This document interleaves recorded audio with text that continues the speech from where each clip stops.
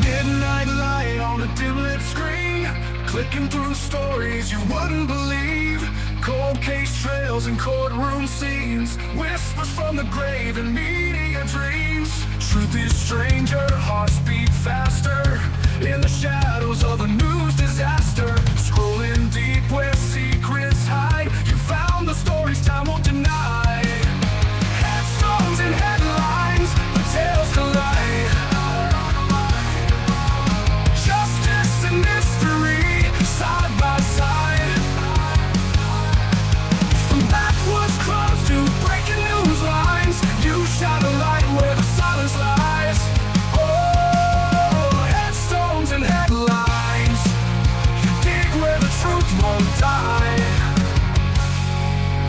Small town rumors and urban fear, a voice for the lost who can't speak here. Through every name, through every case, you hold the truth in a steady place. Cameras roll but justice lingers, truth unravels through careful fingers. You tell the story, speak their names in a world that's quick to look away. Headstones and headlines, the tales collide. Justice and mystery, side by side. From backwoods crimes to great night trials, you trace the echoes through every mile. Oh, headstones and headlines, you dig where the truth won't die.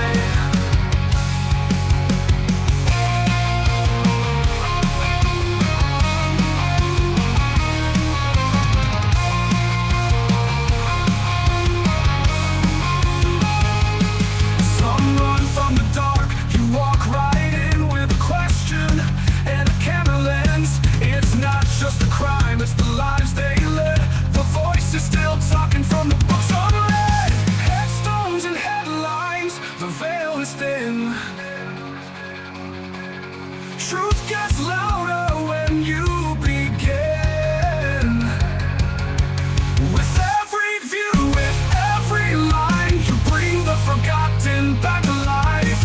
Oh, headstones and headlines, you dig where the truth won't die. Yeah, headstones and headlines, you tell the stories that time can't hide.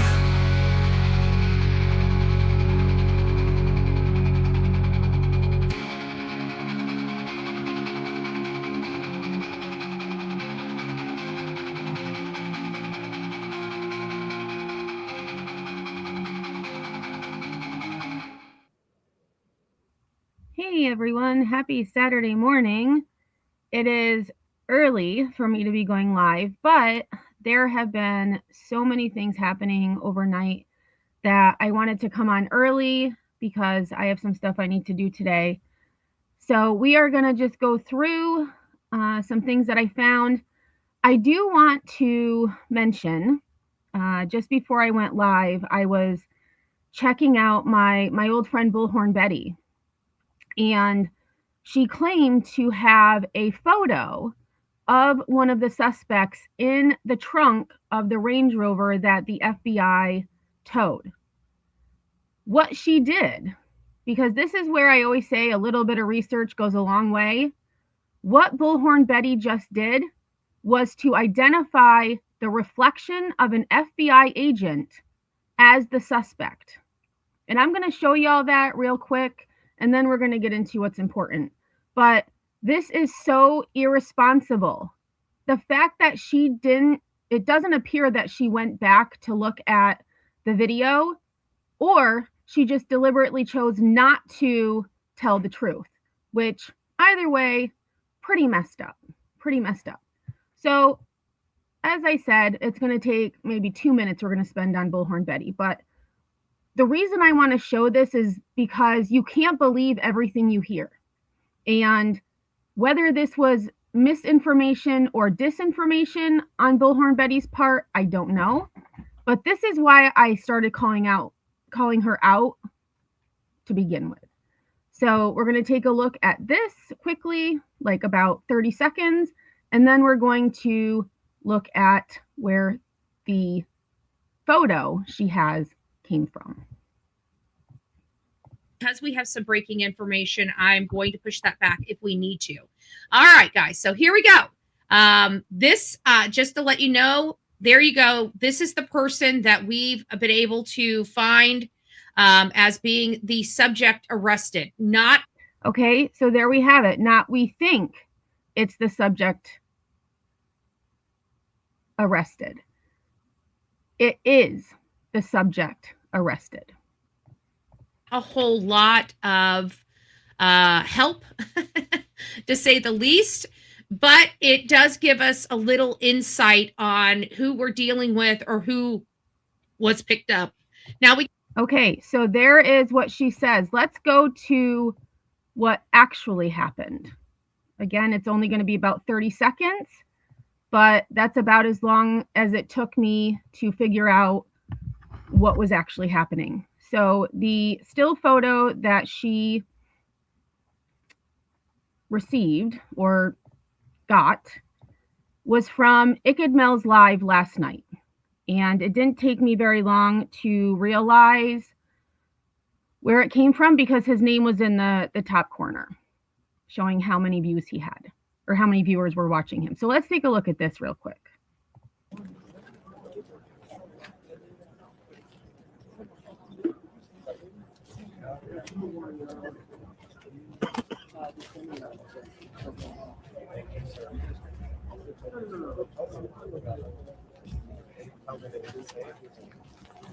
Okay, so right about now, keep your eye on this back passenger window, okay?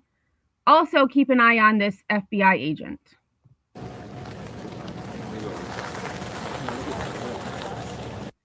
There's our suspect, y'all. There's our suspect.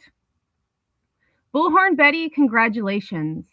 You just named an FBI agent as the wanted suspect in Nancy Guthrie's kidnapping. Congratulations.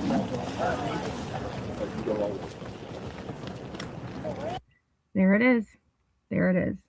So, as I said, don't believe everything that you hear on the internet because this poor agent has now been named a suspect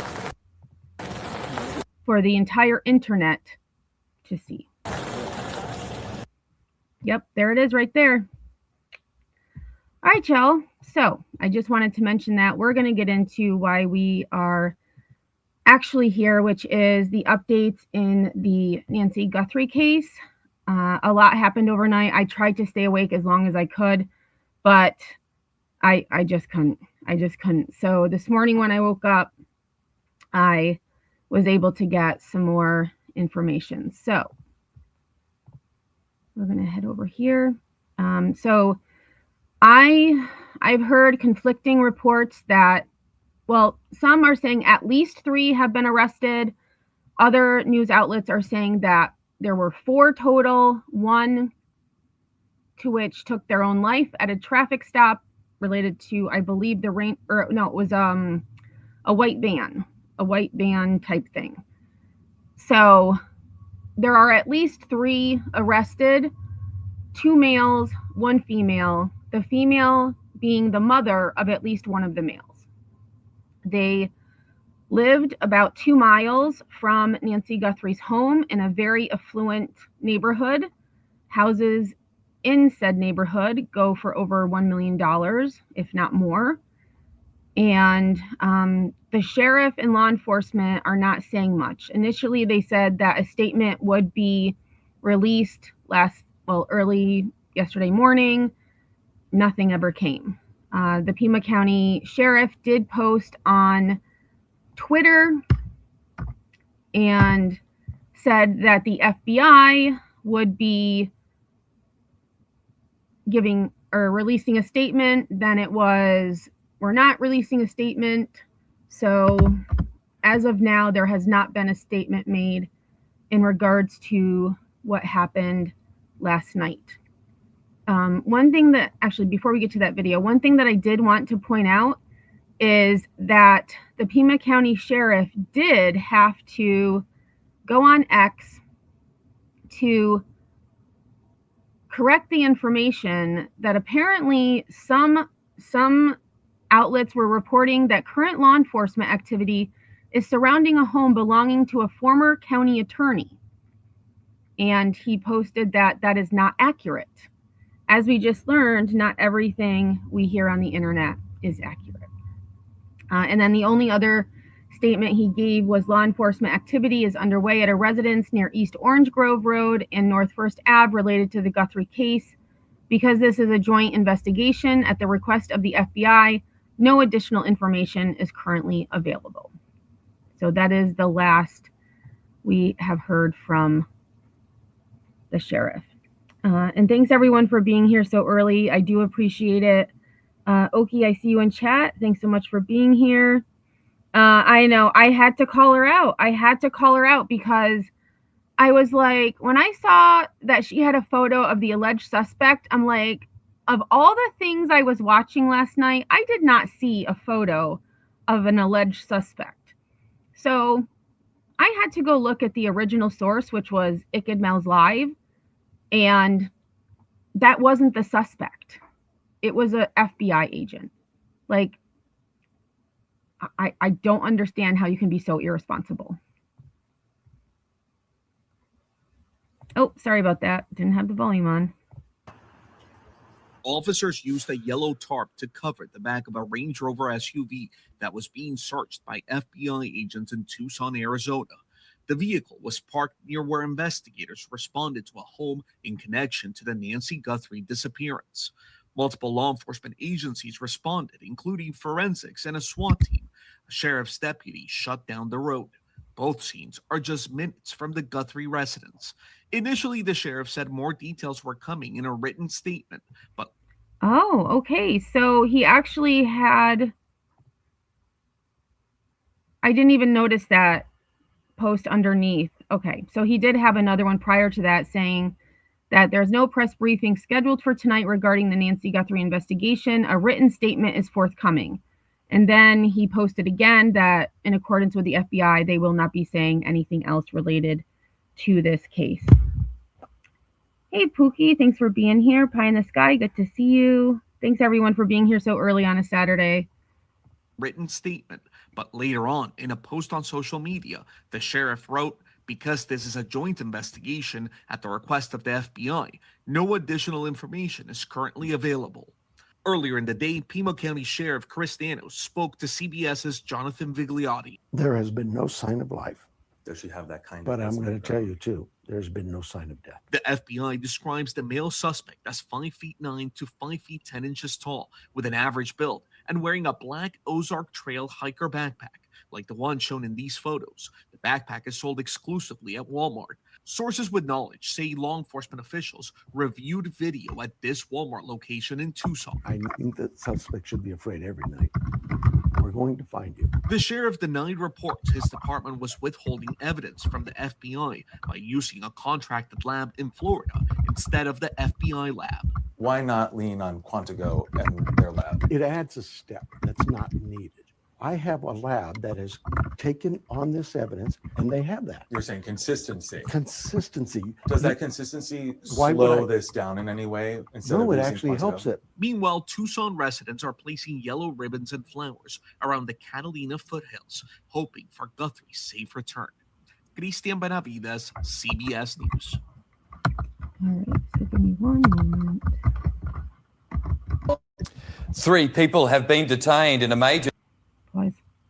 All right, so this next one, I always like to include, if possible, news coverage from other countries, because sometimes it's a bit more subjective and not so, I'm sorry, a bit more objective as opposed to subjective. So we'll take a look at this. And then I do have a couple of articles that I want to get into as well. 3 people have been detained in a major development in the suspected kidnap of Nancy Guthrie. They were arrested just down the road from where the missing grandmother lived. Desperate for a breakthrough, SWAT teams launch a secret late-night operation and finally make a move. 2 people were brought out, what appeared to be a man and a woman. This is connected to the Nancy Guthrie investigation. The quiet street locked down, forensics and tactical teams zeroing in on one property. Suddenly we saw the lights, and then we started looking on the news, and oh my goodness, it's our house.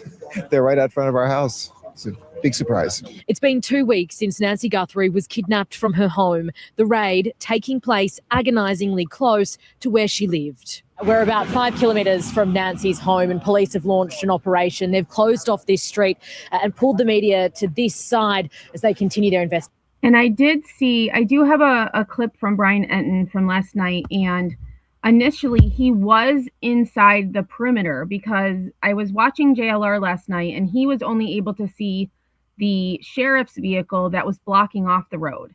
And I said, I thought maybe Brian Enton was on the other side of where they had it blocked off on the opposite side of the street because he was in front of a SWAT vehicle or had a photo of a SWAT vehicle.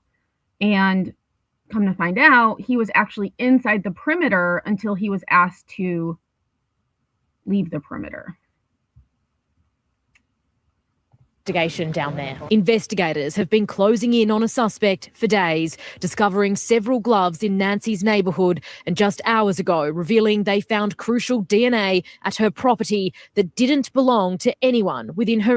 And I haven't been able to find this. If anyone else is able to find a source that states this, the same true crime creator who just identified an FBI agent as the suspect also said that the DNA was found inside a glove, which, according to the Pima County Sheriff's Office, no glove was found inside Nancy Guthrie's home. So how is it that DNA could be found inside a glove, found inside Nancy's home, when the sheriff is saying one didn't even exist? So if anyone can find that, I would appreciate it. I was not able to find anything of the sort.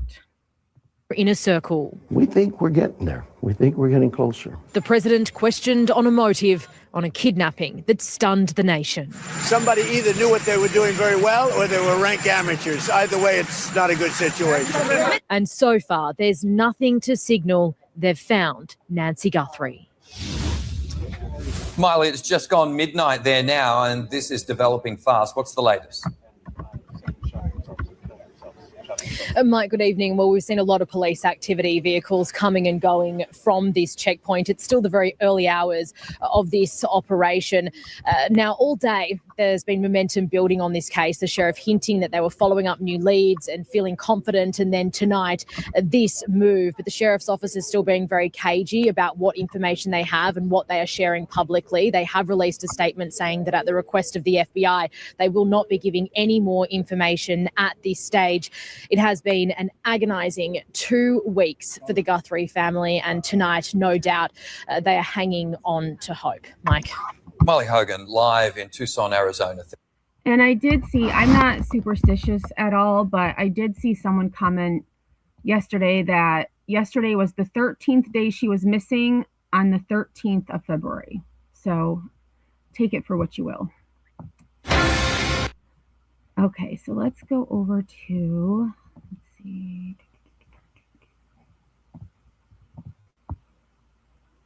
Hey, Nunya Business. Thanks for being here. Ashley Payne, good to see you. Devious One, good to see you. Curious, how's it going? Long time no see. I hope things are well. Let's see. Nunya says, let me get on the right screen. One of the dumbest internet idiot in the history of the internet idiot dumbness. No point in chasing her nonsense. Your content is good though so far for being live. Yeah, I just wanted to point that out because when I first saw it, I was like, holy shit. Somebody actually was able to get a photo of the suspect. Like, why didn't I see that? So I went searching around the internet, and then I said, let me just go check out Ikadmel's live because that's the first place I should start. Let me see what Ikadmel says. Well, he didn't say anything because that wasn't what happened.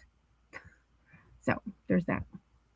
Hey, Lunatic, good time to come in. We just watched a couple of videos. I'm getting into the main details now. All right. So Nancy Guthrie disappearance, vehicle towed, at least 3 detained in major operation connected to case. As I said earlier, some outlets are reporting that 4 were detained. One of them, however, took their own life at a traffic stop. There's not a whole lot about that I was able to find, but I did see a report on that. Hey, lunatic. What's going on? I miss everything. Oh, you'll have to rewind. I didn't spend a whole lot on the first thing I talked about. So let's see. What to know. A Pima County SWAT team and the FBI executed a search warrant at a Tucson area residence late Friday, approximately 2 miles from Nancy Guthrie's home. At least 3 people were reportedly detained at the residence. While the raid was underway, local authorities and FBI detained the driver of a gray Range Rover for questioning and fingerprinting following a traffic stop in a Culver's restaurant parking lot in Tucson. The vehicle was searched and towed. And one thing that I had wondered is, in the one clip that I had shown earlier, you can see law enforcement opening a tarp, a yellow tarp, to shield what may be in the trunk when they open it. And I would assume that they knew what was in the trunk at that point, or it could have been a precaution, just like they did with the white tent at the front of Nancy Guthrie's home, just so that media was not able to see if anything was in the trunk, should it be there. So that was one thing I wondered, like, did they know something was in the trunk and that's why they had the tarp up, or did they do it as a precaution so that, it's not all over the internet?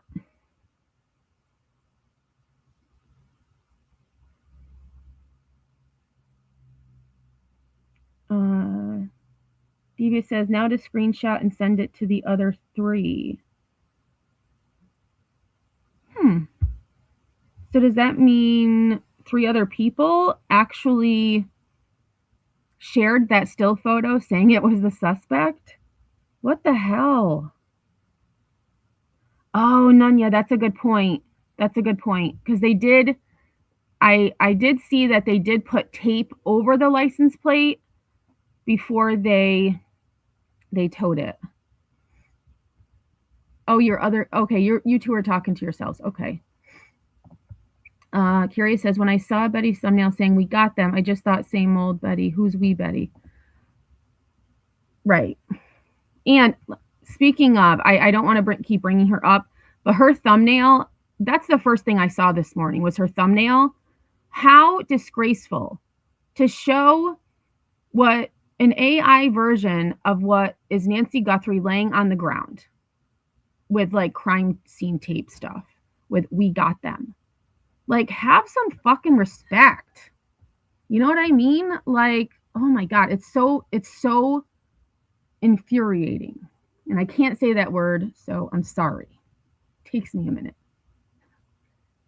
Hey, Angie, thanks for stopping in. Happy Valentine's Day. Happy Hallmark holiday, as I say.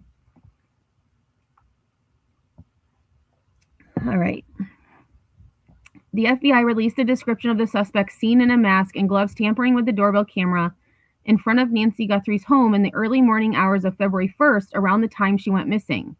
The suspect is described as a male between 5'9" and 5'10" inches tall, with an average build, and was seen carrying a 25-liter Ozark Trail hiker backpack. The FBI increased its reward to $100,000 for information leading to the location of Nancy Guthrie or the arrest and conviction of anyone involved in her disappearance. The search entered the 2-week mark on Saturday, and authorities have yet to publicly name any suspects or persons of interest. Today is Saturday, so okay, they haven't named any suspects. They've arrested people, but we don't know who they are. Makes sense. Okay, so here, new image shows partial view of me. So now here's, all right, I'm going to open this bigger so we can see it a little bit better. So here is the partial image, because the agents, what I saw, I mean, this is a good shot. All of the footage I saw, the FBI agents were standing directly in front of this person so that you were not able to see any part of him. So this is interesting. This is interesting. And it's hard to tell because this isn't a great photo, but he does look to be Caucasian to me. He does look Caucasian.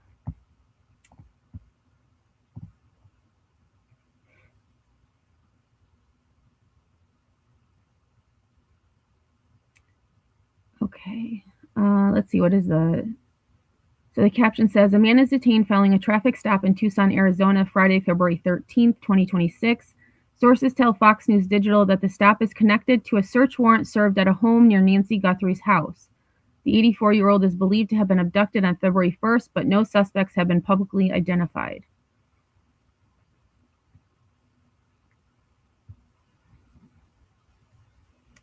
Let's see. It says a newly obtained image shows a partial view of a man detained during a traffic stop late Friday night in the parking lot of a Culver's restaurant about 2 miles from Nancy Guthrie's home, as law enforcement carried out a major operation in connection with her disappearance. Sources told Fox News Digital the stop was connected to a search warrant served at a home nearby. At least 3 people were detained during the broader operation, according to a local law enforcement source. Authorities have not publicly identified any suspects and have not referred to the man shown in the image as a suspect as of Saturday morning. Police are investigating a Range Rover at the scene, according to Fox News Digital. Okay, so here's 2 hours ago. So that's actually a pretty good picture too.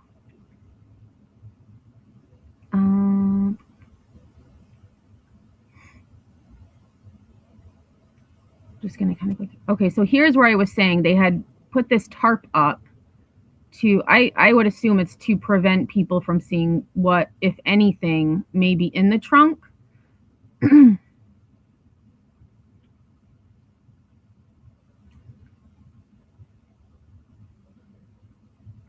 So it says a Range Rover was towed away from a Culver's parking lot in Tucson, Arizona, Friday evening after it was involved in a traffic stop during a law enforcement operation in connection with the investigation into Nancy Guthrie's disappearance. Law enforcement investigated the Range Rover, which appeared to be silver or gray, for a couple of hours before having it loaded up onto a tow truck and taken away from the scene. During the investigation, authorities covered the vehicle's license plate and removed items from the vehicle to photograph, even holding up a sheet at one point to block the view of police activity in the trunk. The driver of the vehicle was detained by law enforcement for questioning and was taken away from the scene. It's unclear if the person remains in custody. At least 3 people were detained Friday evening for questioning, but police have not named any suspects in Nancy's disappearance. Okay, that was it for that one. All right, so I had one more article, and then we'll get to a couple of more news clips that Nanya says, imagine thinking you're about to enjoy a butter burger and frozen custard, and then you get SWAT blocked. I mean, and this was, I'm trying to think what time, it was pretty late. Like I said, I stayed up way too late watching this stuff, and I feel like it was close to 11, like 11 p.m. Eastern, that all that was happening.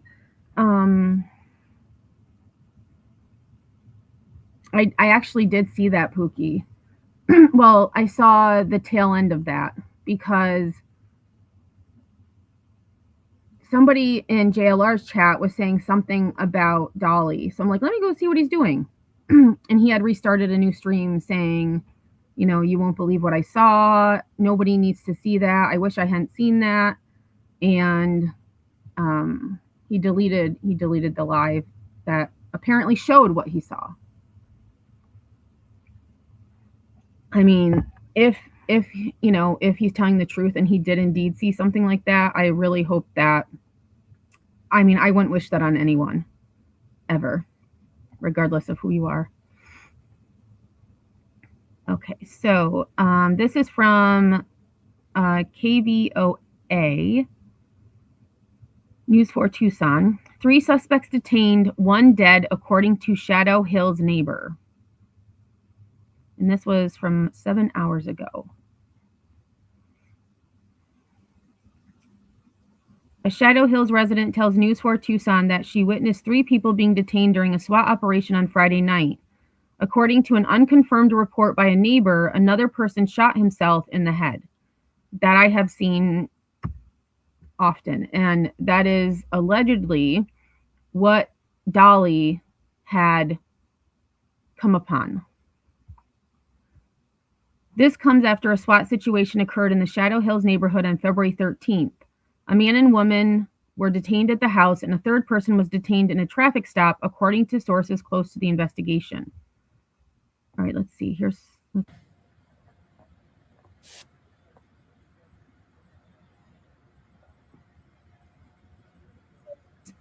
similar to the view that Brian Enton had initially.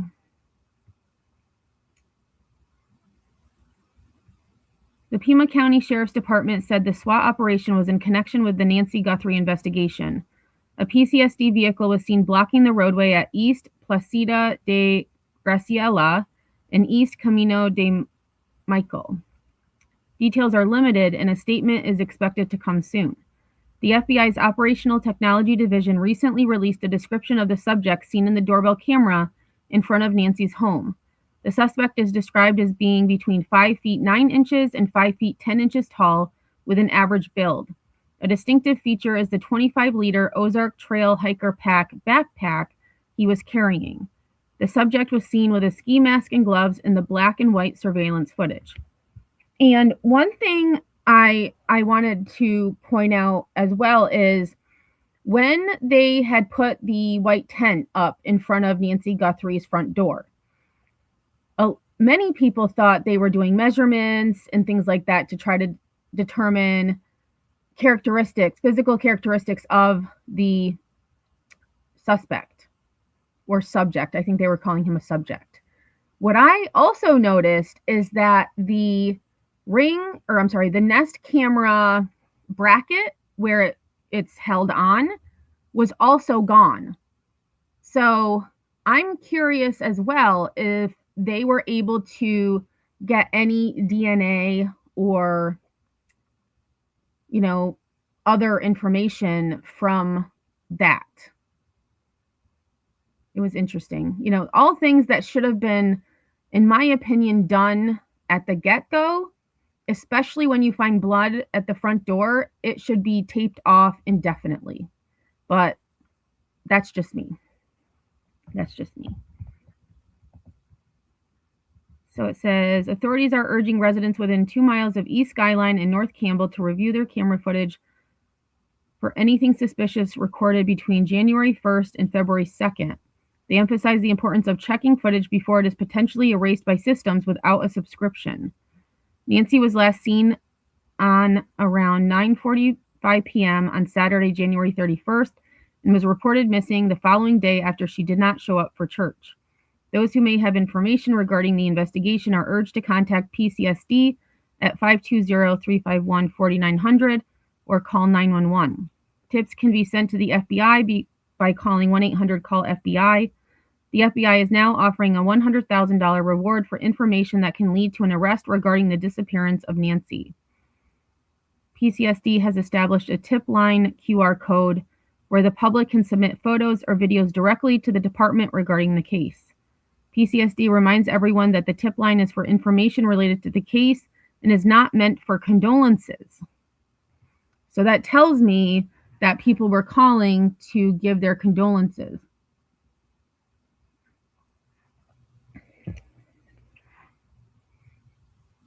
Hey, Michelle, thanks for being here.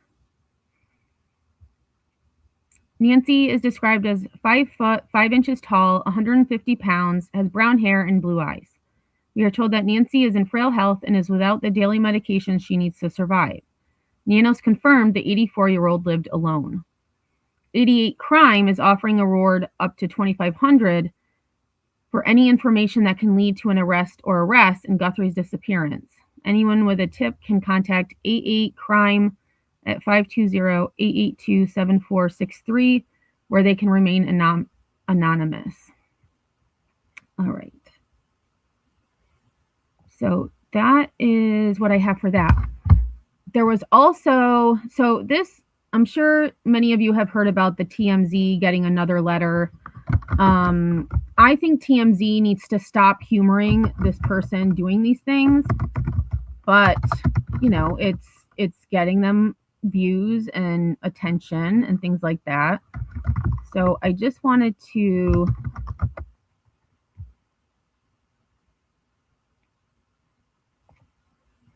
show a clip about that. Here it is. We'll go to Fox News.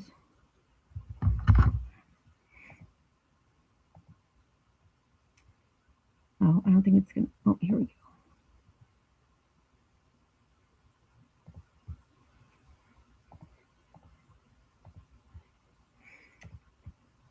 Pookie says, my question is, who were they watching if two of them had taken off?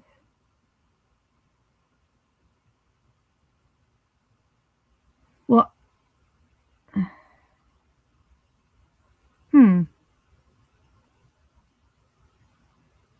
makes you wonder, right? Because only two were taken out of the home.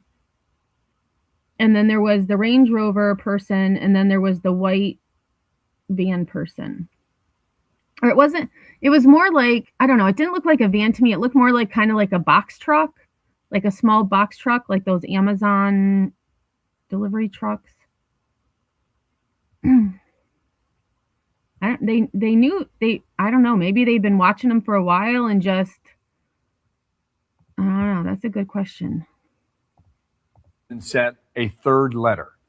Please explain and describe what you got about 90 minutes ago. So an hour and a half ago, we got kind of a bizarre letter, an email from somebody who says they know who the kidnapper is and that they have tried reaching Savannah's sister, Annie, and Savannah's brother to no avail. And they said they want one bit. Okay, so this is the third letter. So then, okay, this is the wrong one. I apologize. Give me one moment. Un momento, por favor.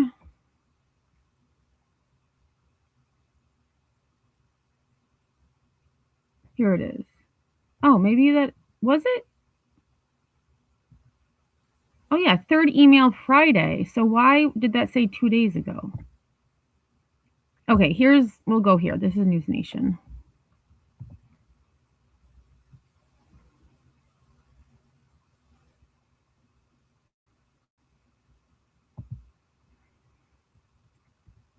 All right.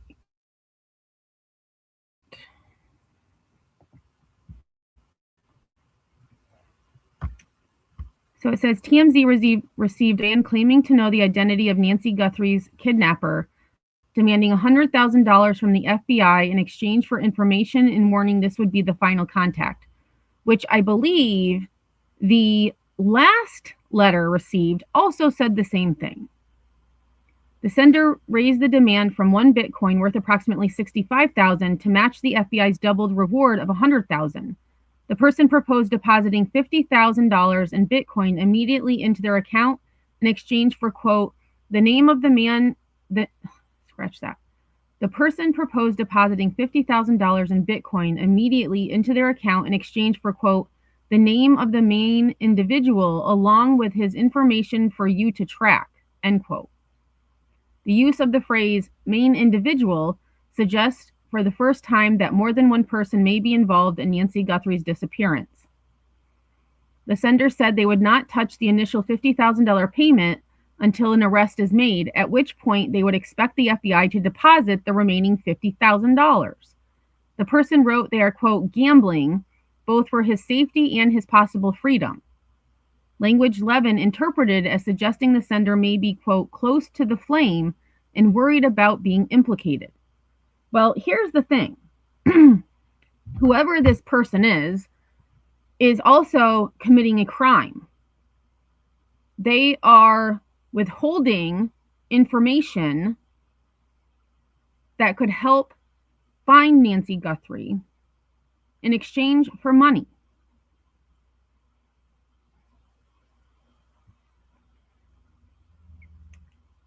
The email concluded with a warning that authorities should, quote, be prepared to go international in pursuing the, quote, main individual, which Levin said, quote, can only mean Mexico.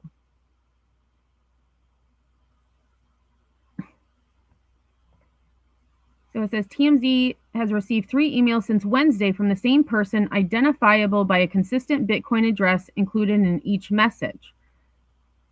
All 3 messages use different names and different fabricated email addresses submitted through TMZ's anonymous tip system. The first email Wednesday demanded $50,000 for the kidnapper's name and said it would be the sender's last contact. Thursday's email made a similar demand with more specifics, so it wasn't the last contact. Friday's email opened by addressing the FBI directly. Look, to the FBI, I don't trust you and you don't trust me. So I'm going to go through TMZ because I don't really trust you at all. And, you know, I say, why TMZ? Why TMZ? What do they have that other outlets don't? Because they're just going to run with it? Like, is that why? Because they're a tabloid? The person referenced protecting their safety, their name, and possibly his freedom, expressing concern about retribution from the kidnapper and fear of being arrested if they contacted authorities directly. In the note, the sender said they didn't want to end up like a delivery driver who was detained and questioned before being released. The second email contained what TMZ described as ominous remarks, with the sender complaining they were not being taken seriously. In the initial note, they stated they had tried to contact Guthrie's children but had failed.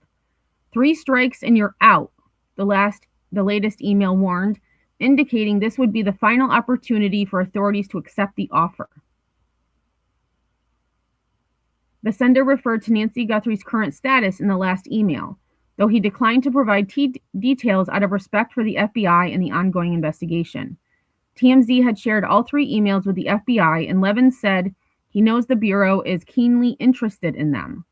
This person has been persistent. He definitely has the attention of the FBI. And I hope they also find this person and arrest him. Because you're playing games. You're playing games. The FBI has not deposited any money into the Bitcoin account, suggesting investigators may be concerned the emails could be a hoax. I think there is a possibility of that. I think that is definitely a concern that they have, that this is something, oh my God, I can speak, I promise. I think that is definitely a concern that they have, that this is someone who's punking. The 3 tip emails are separate from an initial ransom note TMZ and 2 Tucson television stations received on February 1st and February 2nd, which demanded millions of dollars in Bitcoin and set 2 deadlines that have now passed. That note contained a different Bitcoin address. Levin said the ransom note stands on its own separately from the 3 emails claiming to have information about the kidnapper's identity. And if it should come out that these emails came from someone that they did arrest last night, then I will retract my statement. But at this point, this person, it's a hoax. They're trying to extort money for information they don't have, and I wouldn't trust them either. Because if you had that information, you would give it to authorities. You would send authorities a message.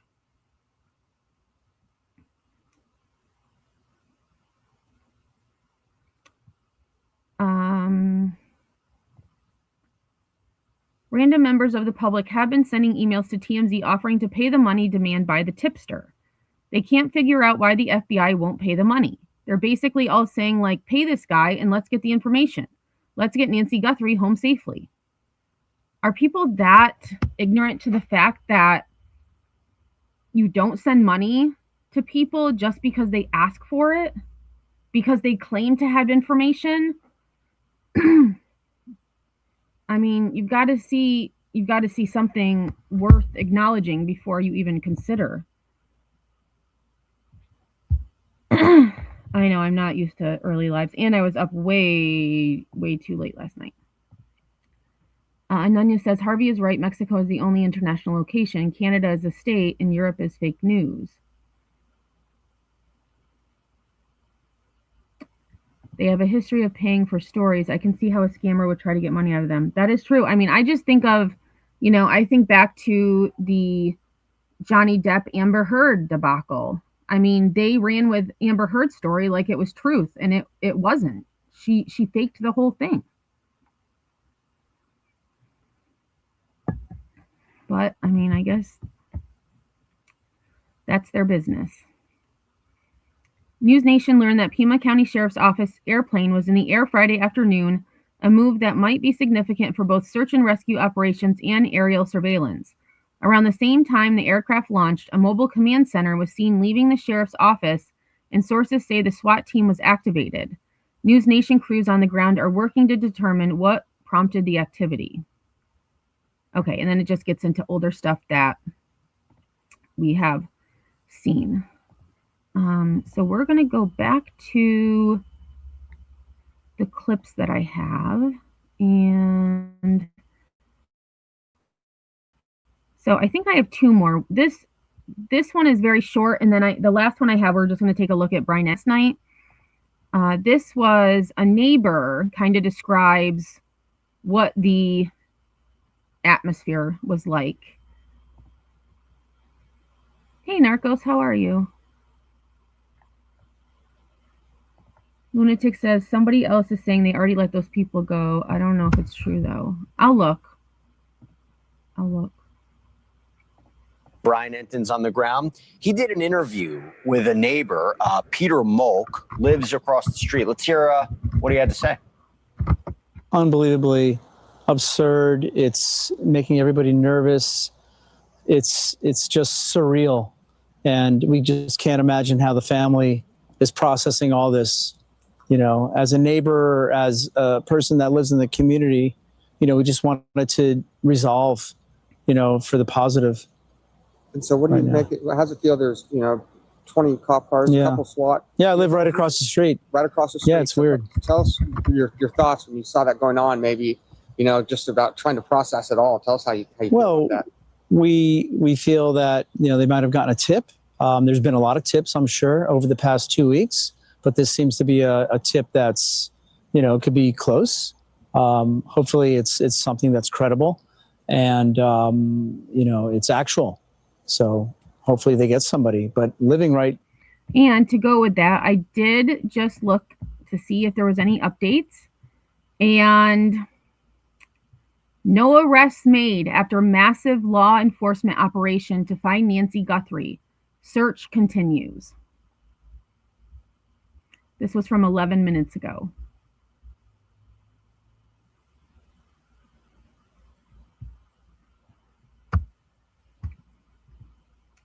A significant law enforcement operation unfolded near Nancy Guthrie's home in the Shadow Hills neighborhood last night. Authorities detained and questioned 3 suspects but did not make any arrests. One of the detained individuals was released after police determined he was not involved in the kidnapping. The man was cooperative, sources close to the investigation said. The search for Nancy Guthrie continues as investigators work diligently to locate her and identify the kidnapper. More details regarding last night's SWAT situation are expected to be released today. So one of them was released.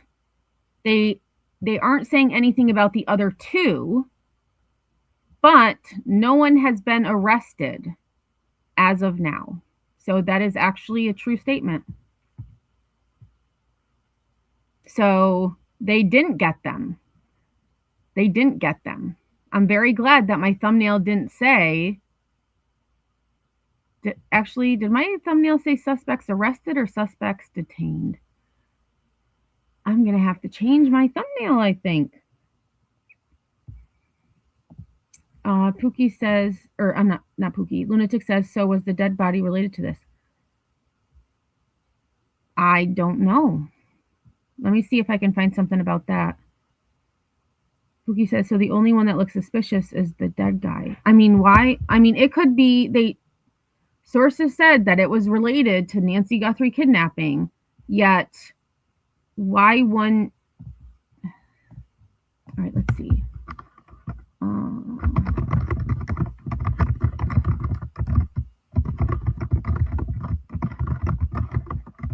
See if I can find any updates on that.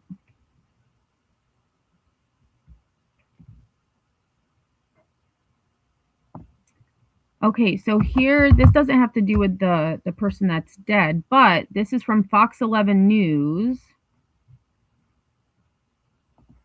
And this was from 9:06 a.m. So about an hour ago.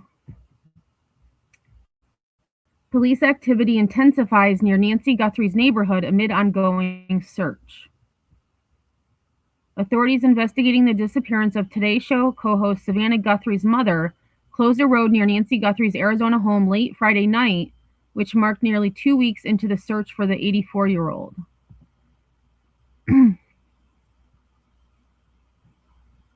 Okay, but then they share this Twitter post, which that is where those people were detained. Multiple sheriffs and FBI vehicles, including forensic units, were seen passing through the checkpoint, which was established about 2 miles from her house. The Pima County Sheriff's Department confirmed the activity was related to the ongoing investigation, but said the FBI requested that no additional details be released. According to Fox News Digital, an unidentified man was detained during a traffic stop late Friday night at Culver's, which is a fast food restaurant near Nancy Guthrie's home. Citing law enforcement sources, the media outlet said the man was among at least 3 people who were detained during the broader operation. Fox News also said authorities are investigating a Range Rover that was spotted and later towed from the area, though authorities were mum on details. All right, let's take a look at this.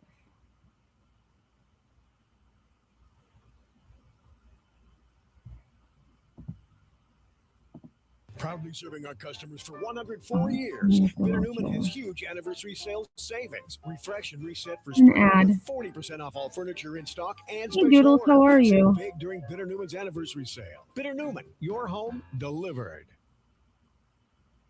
Okay, so there's the Range Rover. It's a nice car. So, I mean, it makes you, I mean, there had to be probable cause for them to get a warrant to,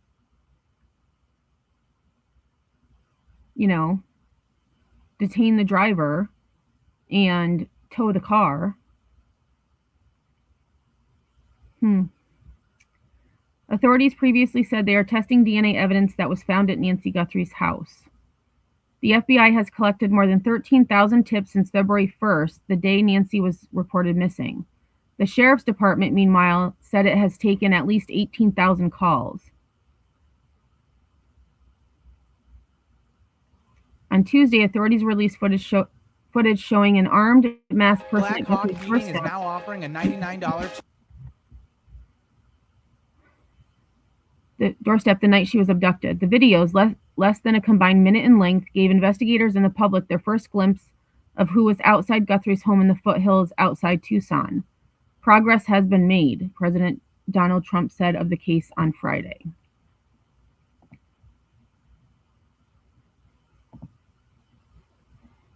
So, we know that...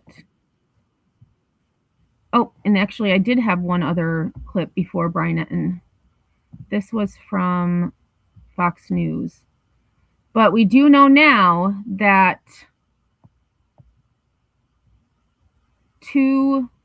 one individual that had been detained has been released. And give me 1 second. I'm actually going to just change my title because...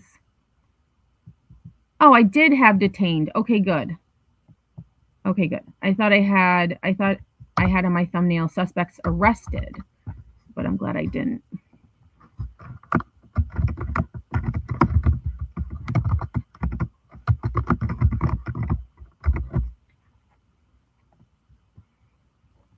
All right. So this is what I had seen this morning when I woke up.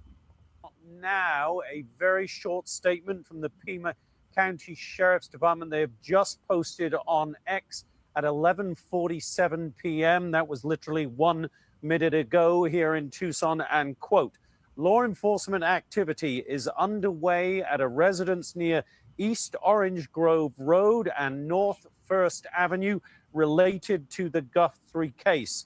Because this is a joint investigation at the request of the FBI, no additional information is. And I understand, like with investigations, sometimes things that, leads that you get will bring you to a certain location, to certain people.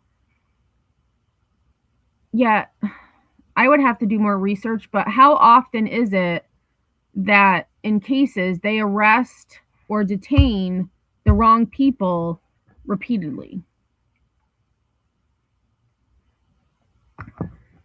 I don't know. I feel like at this point it's a wild goose chase. Currently available. So that appears to put a button on it for tonight as far as the Pima County Sheriff's Department. They are not going to give us any further information at the request of the FBI. So let's get to our FBI veteran, Maureen O'Connell.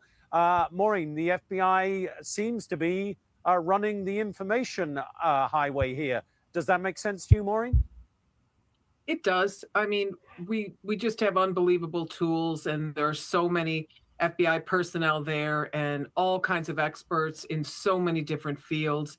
And I'm sure a lot of the sheriff's deputies are tied in with them now, and they're all working together and just producing great work. They've been chasing that vehicle, and what a lot of people don't understand is there's literally probably 25 different investigations going on. Some are chasing the vehicles, some are working with the DNA, some are looking at the fingerprints, some are comparing, and there's just people comparing everything to everything. And it's just quite a bustling scene, and it's really something to behold, and even a greater thing to be part of when you're blessed to work a case like this and get to a point where people are in handcuffs, you're getting to the end of it. And of course, the main goal. But, she said you're getting to the end of it. Are they really? I mean, Brian Etten just had an update 11 minutes ago. The Pima County Sheriff tells local affiliate KOLD that last night's operation was, quote, nothing more than a lead tracked down that led to a search warrant and no arrest. There we have it. Now I'll just show y'all so y'all can see what I'm reading. Right here. Let's see what some of the comments are saying. Yep, nothing more than a lead tracked down that led to a search warrant and no arrest. So all of that manpower, and not one person was arrested. This person says the Nancy Guthrie case will be remembered as one of the most mishandled investigations, much like the John Benet Ramsey case.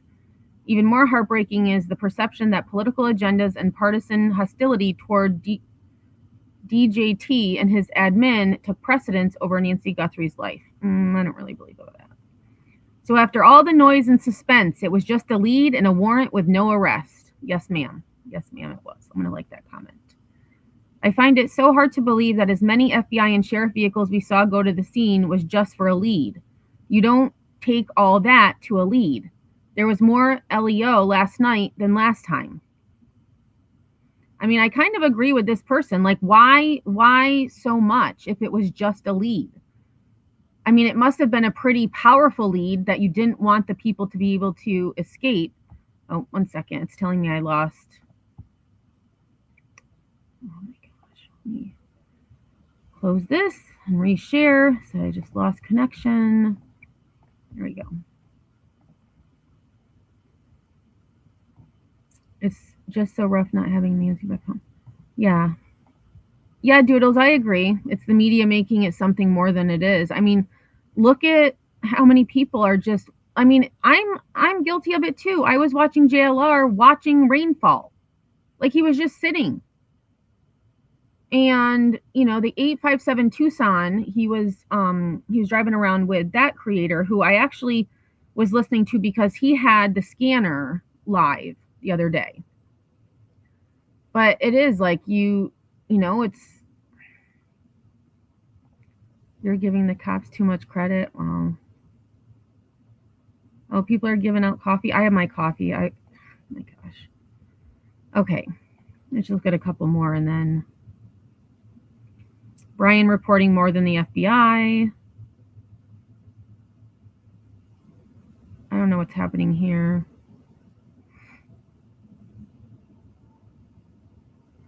Okay, so this person says there was so much media reports last night, so the 3 detained are released. Well, it didn't say released. It said there was no arrests. And we did learn that one person has been released. And what became of the reported suicide around the area?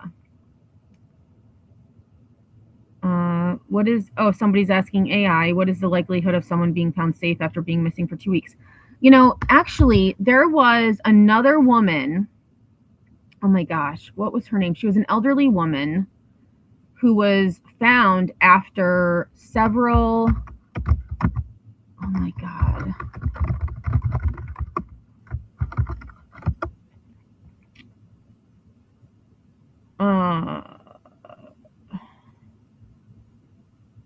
Crap, what was her name? It's like right in my head and I can't remember. Let me see. Let's see if I can Google it. I feel like her last name started with a B.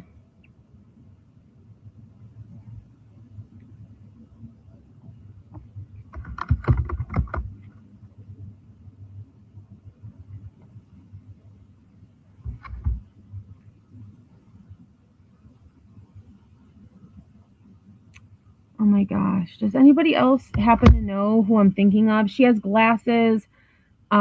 She is elderly. I would say like in her 70s. She has gray, like curly hair. Oh my God. My brain is just not.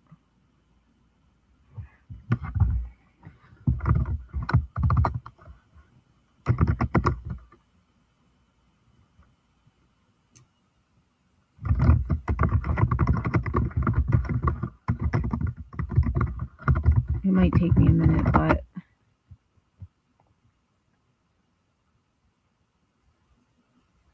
oh my God, it's going to make me so. And of course, it'll probably come to me right when I end the live. Hey, I put more faith in Keystone Cops than Patel's FBI. Hey, JS, how are you? Why would they have forensics come in, collect things, and take pictures if it was nothing? Doodle says standard police work being exploited.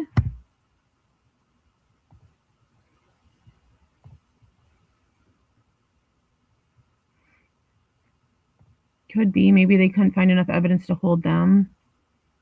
All the things they are doing are standard police investigations. I agree with that. I just, you know, why all the hoopla when it's just a lead, a major lead? Oh yeah, Doodles, I know that. I just feel like in the cases that I followed in the past, there haven't been, you know, but then again, it's because people are following law enforcement around 24/7, which I think is also not great. Was her name Dorothy? Hold on a second. Dorothy. I know, right?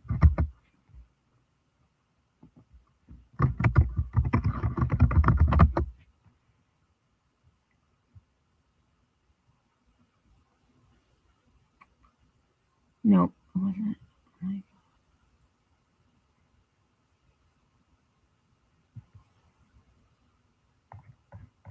I don't remember the woman's name. It's gonna drive me nuts. All right, anyways, with that, let's go back to this clip. And then I do have the clip from Brian Etten last night that we can take a look at. Is to find Nancy Guthrie and hope that she's okay. Yeah. Paul, let me bring you back in. So nothing further from the Sheriff's Department tonight. It seems at the request of the FBI. Your reaction to that, Paul? I don't know that I would make too much out of it because it was the Sheriff's Department that put out the statement. It's not like the FBI. If the FBI put out the statement, then I would make that a pretty clear tell that this was going federal. I'd also be very interested in who wrote the search warrants.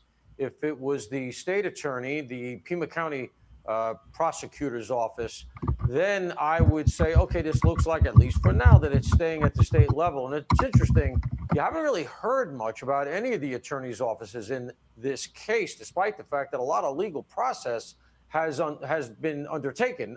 So we haven't heard from the Pima County Sheriff's Office or even the U.S. Attorney's Office.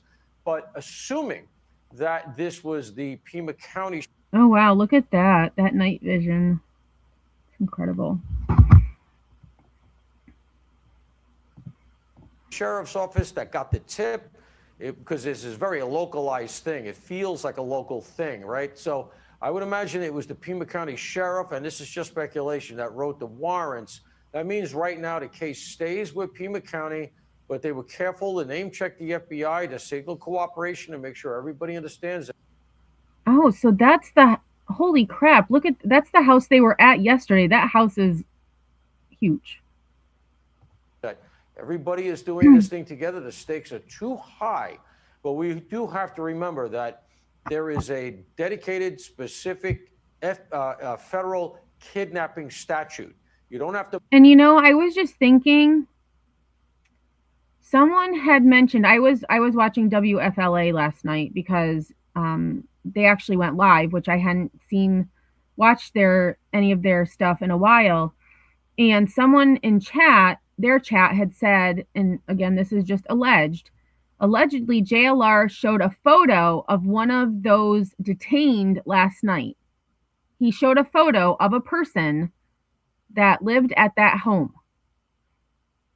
Talk about irresponsible reporting. That person could have been the one released. Not even arrested. Not associated with the kidnapping at all. Mess around too much with the kind of stuff that we've seen with Mangione, and they're trying to back into a certain charge. You got a kidnapping statute that's right on the books. All you need to show is that they used the internet, they used a phone, even sometimes just they used a car on the road can get you interstate commerce, that gets you federal jurisdiction, and that means the case goes federal. And I don't want to get ahead of our skis here because we don't know what's going on in terms of charges and whatnot, but I would just say that federal charges certainly have to be in the picture here. Well, and we know now that there wasn't anything there.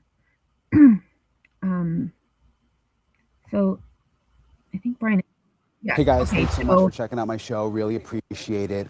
Please. We're just going to watch a little bit of this because this is 30 minutes long. I will share the link in chat to this video just to kind of get an idea of what it was like yesterday. And then I do have one last thing that I want to talk about, and that is, you know, the families that are being left behind, being overshadowed by Nancy Guthrie's disappearance, because it was Sita, what's going on? Long time no see. Long time no see. Gosh, it's probably been, what, a year? How are you? Sita says, let me get back over to the right screen. I was thinking last night, what if someone just sent in a tip about this house and it wasn't even connected at all?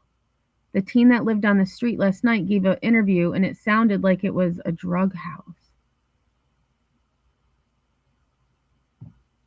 You know, it makes you wonder how many tips are coming in that, you know, have some credence and they aren't connected at all.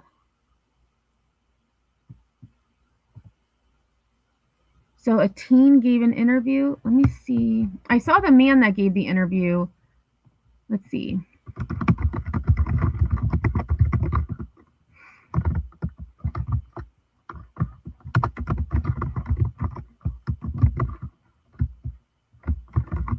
Let's see if I can find that.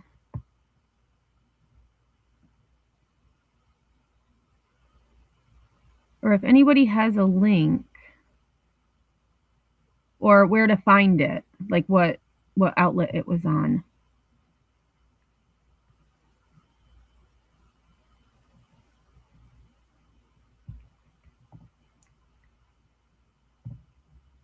Oh, okay. I believe it.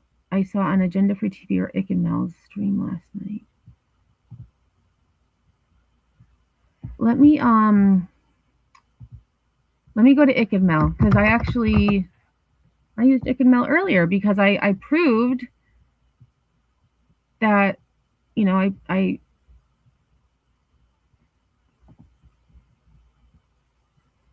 okay, so last night,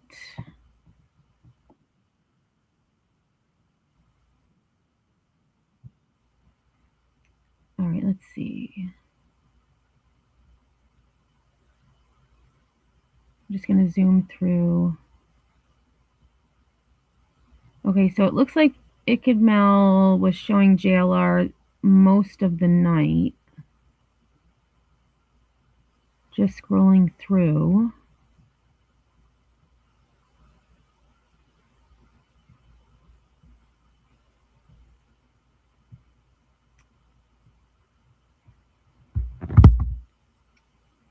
Okay, it was so far in the stream, it would be hard to find. I was going to do a transcript search. Actually, no, let me just do that.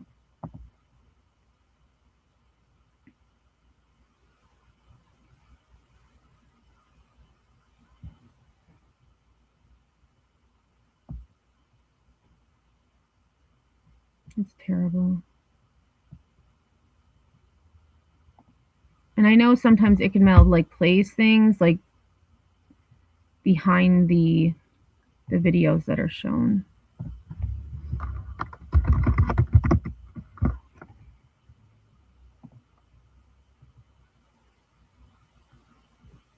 Oh wow, there's a lot of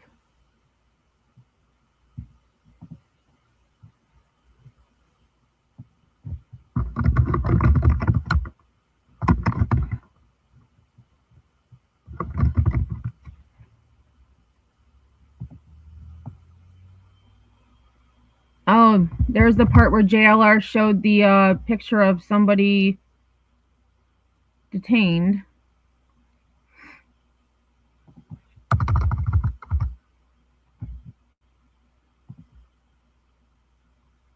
All right, and if it's Agenda Free TV, I'm not gonna share his stuff. I'll try to look for that. All right, so let's go. Hey guys, thanks so much for checking out my show. Really appreciate it. Please click to subscribe. What a night it has been. There has been a SWAT situation that I've been covering for the last 3 or 4 hours. I was inside the perimeter because we were following the SWAT team. We got in, and we know that at least one person has been detained. The neighborhood is still all closed down. It's raining out here. It's the first time it's rained since I've been in Tucson for almost 2 weeks. So I'm going to walk you through everything. You know, and I thought when it started raining, I'm like, the universe is crying. The universe is crying about all of this hoopla happening. Like it's to me, it's become a circus. Like just, you know, local residents are not able to just go about their daily lives because they have media and gawkers and other onlookers just, you know, clogging their streets and their roads.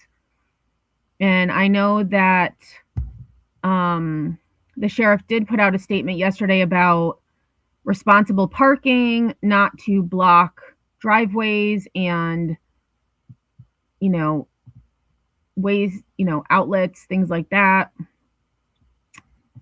Thing that happened tonight, the latest developments, is this possibly a break in the case?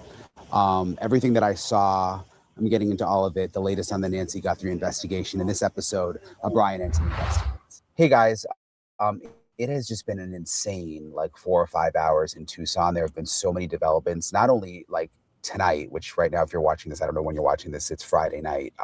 That isn't even, it's so late. It's actually after midnight now when I'm recording this. But the whole day was full of developments in the Nancy Guthrie case, which I'm going to get to in all of them. Let me start with really the breaking news, though. There was a SWAT raid, which I was actually at, which I'll get into the details of in a second. But we know. All right, bomb squad. All right.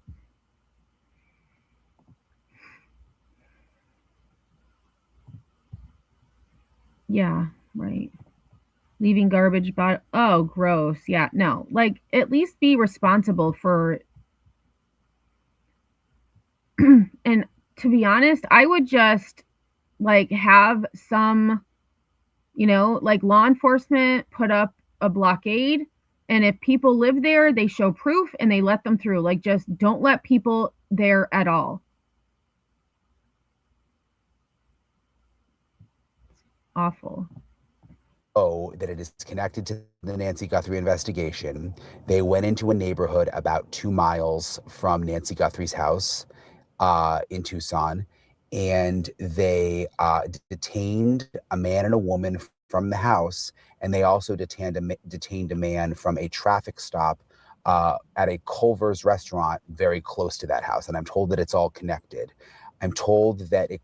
All right. And we don't know at this point. We believe it's all connected. Well, at least it's being reported that the house and the Range Rover at the Culver's parking lot are related. Not hearing much about the other traffic stop where the person took their own life. Could be a mother and son who were detained in the house, and maybe the brother at the traffic stop, but they're all connected. And the reason I know this is because I'm told by sources that they were waiting to move on the house until the traffic stop happened, and that this is all connected. Okay, so they were waiting for the traffic stop first and then to go to the house. Back to the Nancy Guthrie investigation, whether these are just people that they are looking into, whether one of them is someone that they're specifically looking to and they just detained them all for the time being while they question them, I don't know. But 3 people are detained according to my sources, at least as of when I am making this video. So let me back up a little bit. All right, so that's all I'm going to show, just to kind of give that overview of what happened, because we now know that of the 3 people detained, 1 has been released and there have been no arrests. So I'm just going to go back to, actually this, I just saw this from ABC News from 33 minutes ago. We'll take a look at this. Oh, and I see, was that JLR's live? JLR, oh, he is live. SWAT raid. Oh, so he's just, like, look at this. This is what I'm saying. Like, look at this line of cars. Like, look at this line of cars. It's like, and then I saw yesterday someone was trying to leave the area, but they couldn't leave because there were cars coming the other direction, and they couldn't get through because all of these cars were taking up one lane of the road. I mean, it's ridiculous. Oh, thank you, Pookie. I just saw your update from Brian Etten. But, I mean, this is ridiculous. I get it. They want, just in case something happened. Oh, wait, you can't even see what I'm doing. I'm so sorry. Oh my gosh. I know, here. It never fails. It never fails. Oh my gosh. I thought I was already sharing. My bad. JS says, I have a feeling if someone unalived themselves in order to not face prison, that seems like the crime went beyond kidnapping. It went all the way back. See, and that's what I was thinking about the person who took their own life, unless they did something else. Like, like Sana had said, if it was possibly someone turned them in for drug-related offenses and they didn't, I mean, it could be anything. It could have been anything. It's really tragic. Yeah, nothing happened. Look, like this is what I was saying. Like, look at all of these cars. It's just, I don't know. I mean, I feel bad for the people in this neighborhood. Oh, it's always what? Look at that. It's crazy. Okay, so let me go back over to here. So this was from ABC News from about 30 minutes ago. We'll just take a look at this and then just kind of see where else. Oh, and I'll show the update from Brian Etten.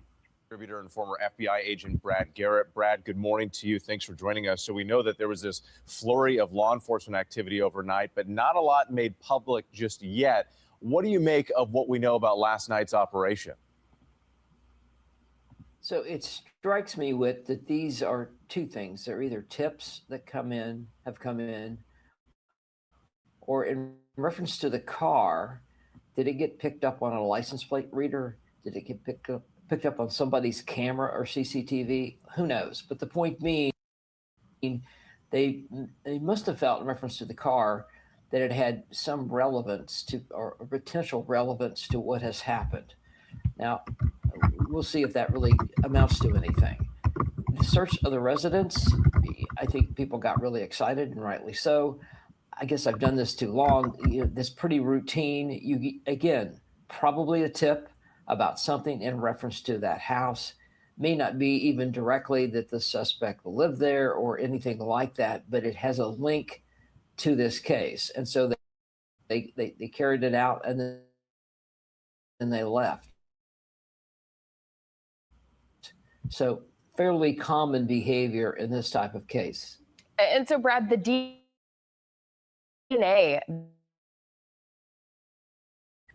in your house, my house, etc. Workers that were there 6 months ago may have left DNA.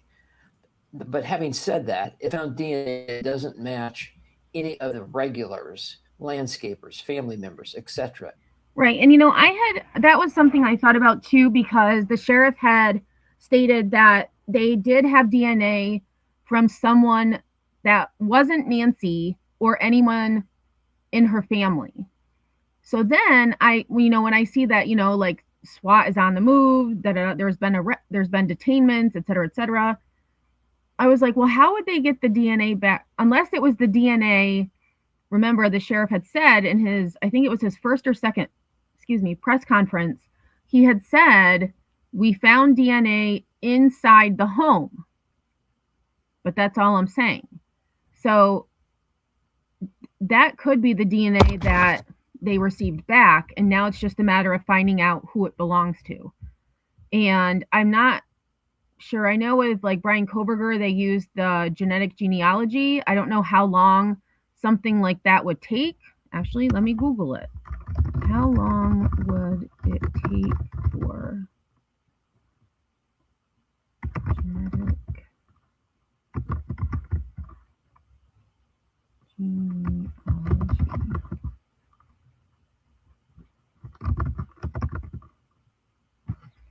Here we go, to be completed. Okay, so it says genetic genealogy results typically take 3 to 12 weeks for lab processing, with 6 to 8 weeks being average. Forensic genetic genealogy investigative cases take significantly longer, averaging over 12 months. Total time includes shipping, lab, blah, blah. Of course, they probably could have it expedited. Some are saying it could take 2 to 4 weeks.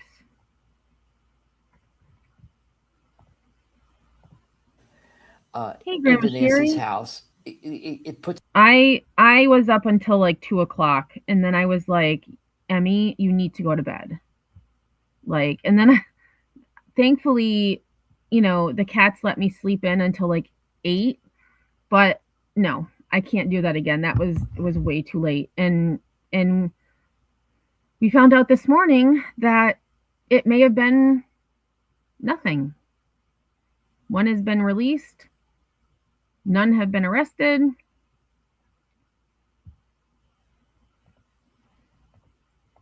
in the category of it could be something. If you go to the gloves that they found, now granted, people drop gloves all the time, but what will be important is if a glove DNA matches the DNA they've pulled out of Nancy's house, then they may be onto something. Now, that's assuming that that DNA is in some sort of database that you can actually check it against. Brad, in Aaron's report, we saw that specific backpack that's sold at Walmart. How could that detail really help people here? Well, I'm sure Walmart, who cooperates with law enforcement. But is that the only place it's sold? Because I did see Fox News reported that the backpack was sold from Walmart, meaning the person who was wearing it got it from Walmart. Yeah, I haven't seen anything alluding to that. And I feel like you could get this Ozark backpack at any place, like Dick's or what's the other place? Like Target. I don't know. Does Target sell it? Let's see. Ozark. I'm going to just look it up. Oh, right. Looks like I already looked it up because there it is. Oh, yeah. So Walmart. Okay. So Walmart seems to be the main place. You can get. Oh, maybe it is only Walmart.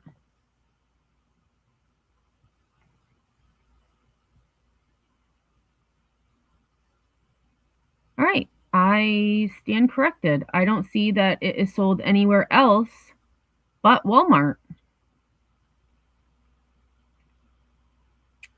You can get them used on like Mercari and Poshmark, eBay.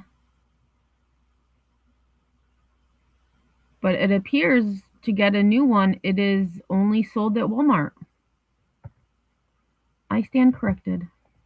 Every day gave them a list of people that have purchased those backpacks. Now, keep in mind, Gio, that if you or I walk into a store and pay cash. And I found it interesting too that this is the backpack they said that is what similar to what the person is wearing. But I mean, I wouldn't have been able to decipher that just on the video. Because it looked like it was almost like more reflective in nature. Although I guess this could be reflective. It's just because it's not dark, you don't see that it's reflective. You know, we might be on their surveillance camera, but there wouldn't be any paper trail like we charge typically. So that's one aspect. What's the volume of sales of that backpack, and how far do you expand this out? So my guess is they've gone a fair distance outside, maybe Tucson, the obvious stores, if there's more than one in Tucson, to see where the leads go. This is a great example of what minutia you get into in these cases and how time consuming it would be just to potentially run down the backpack. And Brad, as we noted there, we're almost at the right, because who's to say that it was bought recently? It could have been bought 5 years ago, 10 years ago. It could have been bought used somewhere, maybe at a thrift store or online at eBay or some other place. 2-week mark now. How does an investigation like this change as time passes? Well, I mean, obviously the big concern is Nancy's well-being, but it's a 2-track investigation. Obviously, finding her is number one, but number two is you have so many leads in this case. Whit, I don't know that I see anything else dynamically changing. They're going to keep at all of these leads and see if they intersect someplace. In other words, let's just say that the car that they stopped has some relevance in this case, but they don't know what relevance. They get another piece of evidence that then plugs the car into it. So it's almost like a chessboard. And can you concentrate and push the evidence together some way that then points you towards an individual and perhaps a location? Still so many questions. Brad Garrett, thank you for being with us. All right, so we have that. Grandma says, goofball thumbnail saying cheap backpack. Well, it is kind of cheap. Like, it's not very expensive, but I mean, there was one thumbnail yesterday I saw, and I don't remember who it was. I wish I did. It said they carried her out. Like, they're already saying like what happened when no one knows what happened. The only people who know what happened are Nancy and the people who did it. And I mean, possibly law enforcement is coming, up with a timeline and what may have happened. But I mean, and then today, seeing that thumbnail that someone created with Nancy laying on the ground, stomach down, with crime scene tape. It's disgusting. I mean, it's like they want, I don't even know. I don't even want to say it. I don't even want to put it in the universe.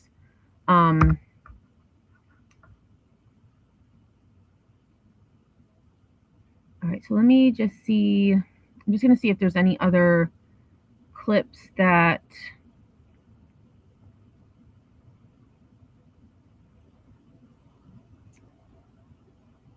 I can. Oh, Brian Enton, Emmy, get your life together. Okay, so this was from 15 minutes ago. All right, so let's take a look at this. And I will drop the link just if anyone would like to go check out his other content. Yeah, very. And for those of you who came in a little late, I don't know if you saw the beginning of my live, but the same person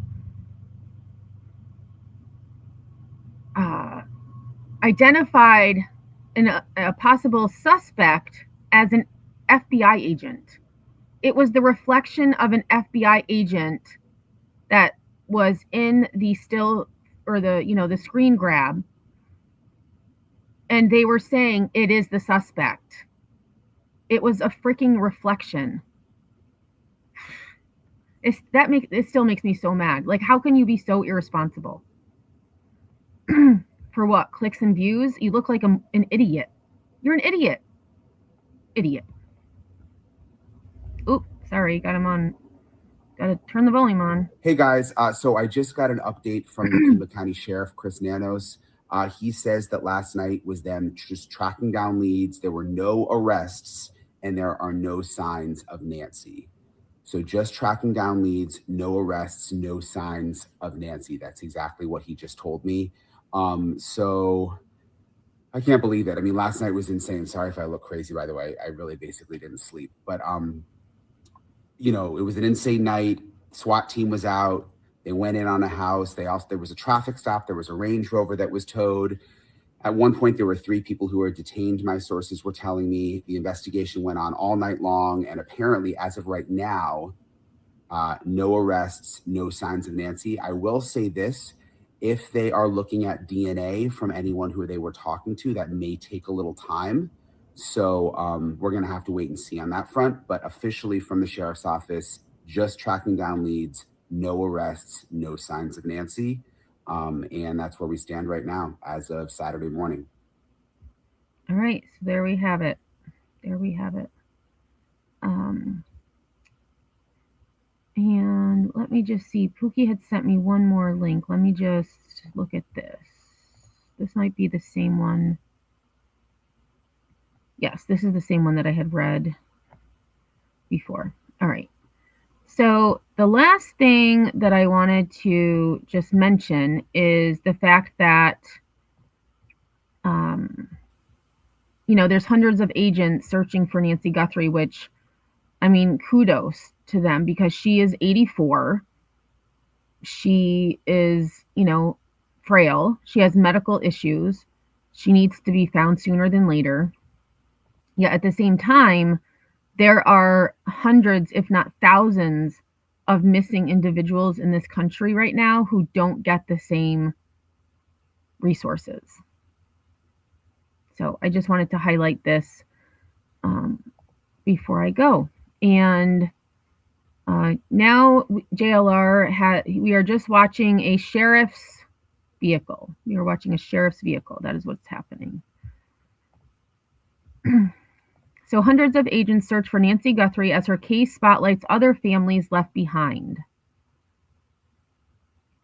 As hundreds of federal and local agents scoured the Arizona desert and chased down potential leads in the nearly 2 weeks since Nancy Guthrie disappeared from her affluent neighborhood, families of other missing people are reminded how elusive answers can be. On the one hand, families who spoke to the Associated Press share in the deep pain that Nancy Guthrie's children, including the well-known Today Show host Savannah Guthrie, have expressed publicly. On the other, people like Tanya Miller, whose own mother disappeared under suspicious circumstances in Missouri in 2019, say they feel frustrated as they watch seemingly endless resources flood into the search for Guthrie. Families like ours that just have your normal missing people, they have to fight to get any help, Miller, 44, said. Miller's mother, Betty Miller, is one of the thousands of people who are listed as abducted each year, according to federal statistics. In most cases, families like Tanya Miller say it's a full-time job advocating for a fair and thorough investigation. The country has been engrossed by the apparent kidnapping of Nancy Guthrie after authorities said they believe she was taken against her will. People in her neighborhood have tied yellow ribbons to trees to express their support. Multiple news outlets have reported receiving ransom notes, and the Guthrie family has expressed a willingness to pay, although it's not known whether ransom notes demanding money with deadlines that have already passed were authentic. In the meantime, several hundred detectives and agents are now assigned to Nancy Guthrie's investigation, the Pima County Sheriff's Department said. FBI spokesperson Connor Hagan declined to say how many of those agents were federal law enforcement and how many were already assigned in Arizona. He also didn't clarify how the federal agency prioritizes different missing persons cases. However, he said agents from the Critical Incident Response Group, technical experts, and intelligence analysts are working to bring Guthrie home.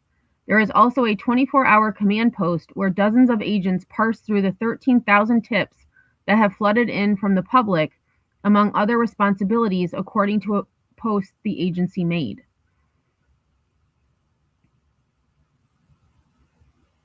Grandma says I'm doing a lot of backspacing. Yeah. I do that often as well. Abductions are rare. The vast majority of people who are reported missing are believed to be runaways, not kidnapped or abducted. Throughout all of 2024, the latest year that National Crime Information Center published the data, over 530,000 missing person records were entered. By the end of the year, just over 90,000 cases remained unsolved on that list, some going back decades. 90,000 cases. They say just over 90,000. That's a lot.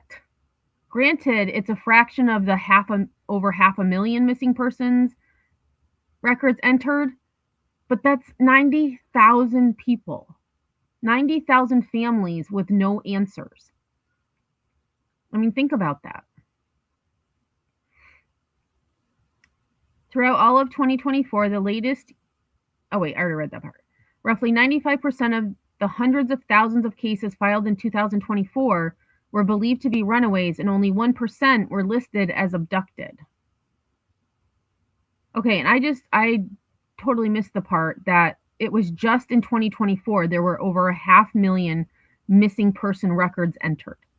Over 500,000. And still 90,000. 90,000. Often the abductor is a parent who doesn't have legal guardianship over a child, the report said. It's even more rare for someone to be abducted by a stranger. Disproportionately Black and Indigenous people. The FBI names 5 kidnapped or missing people, including Nancy Guthrie, from Arizona on its online database of 125 missing or kidnapped people. All 5 from Arizona are listed as Native American or otherwise disappeared from tribal communities, except for Guthrie. That racial trend holds true for the rest of the country, too. A disproportionate number of Black and Indigenous people were among the abducted in 2024, according to the National Crime Information Center report. Roughly a third of the 533,936 missing people listed as abducted in 2024 were Black, even though the U.S. Census reports only 13% of the U.S. population is Black. So 33% of the, over 500,000 are Black when the U.S. population is only 13% Black, according to the census. And not everyone fills out the census like they're supposed to. Similarly, almost 3% of the missing people listed as abducted were Indigenous, compared to the 1.4% of people who are Indigenous in the U.S. writ large. Every person deserves to be safe, and when someone is missing, there should be an immediate, coordinated, and effective response. Lucy Simpson, the Chief Executive Officer for the National Indigenous Women's Resource Center, said, "For many Native women, long-standing gaps in resources, coordination, and systemic support for tribal nations have made prevention and response more difficult." Experts have said that sometimes the attention on high-profile cases can be a major obstacle to law enforcement operations. But Savannah Guthrie's celebrity status has also garnered extensive resources from the federal and local government, including a $100,000 FBI reward for accurate information about her whereabouts, or that could lead to an arrest and conviction of whoever took her. That's in stark contrast, Miller said, to the dearth of help she's received in Sullivan, Missouri, where she's had to use her own time and money to search for her mom, who was last seen in her apartment in the roughly 7,000-person town. A box of Betty Miller's prescribed fentanyl patches were missing from the apartment, and her prescription eyeglasses were left on an armchair. There was a massive scratch on her mom's front door that wasn't there before. The Sullivan Police Department didn't respond to an emailed request for comment Friday. Despite those suspicious circumstances, local police didn't treat her mother's apartment like a crime scene, Tanya Miller said. She had to beg them to take fingerprints and often had to prod them to follow up on tips filed by the public. In the weeks that followed, Tanya Miller organized search parties, printed out flyers, and held fundraisers to scrape together a $20,000 reward for her mother. Tanya Miller said it has become harder as the years go by to know how to help find her mom. She's written letters to elected officials at all levels of government, including President Donald Trump. "I feel so helpless because you just don't know what to do anymore." And I feel like her story is like so many others, 90,000 others to be exact. And I wanted to find her, Betty Miller. I just want to look up her case real quick. And then I am going to get moving because it's already after 11. Betty Miller, missing Missouri. Excuse me. She was 69 years old.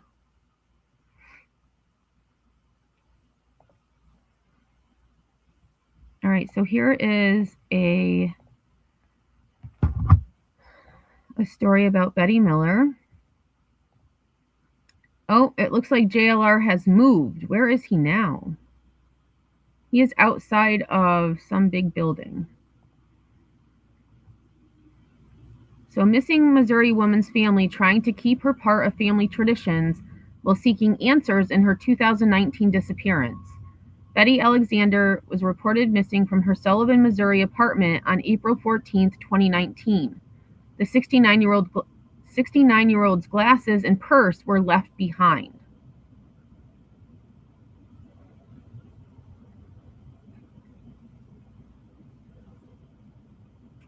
Hey, LG, Nathan Smith, Lil Jon's son went missing and was found deceased since Nancy went missing with minimal coverage.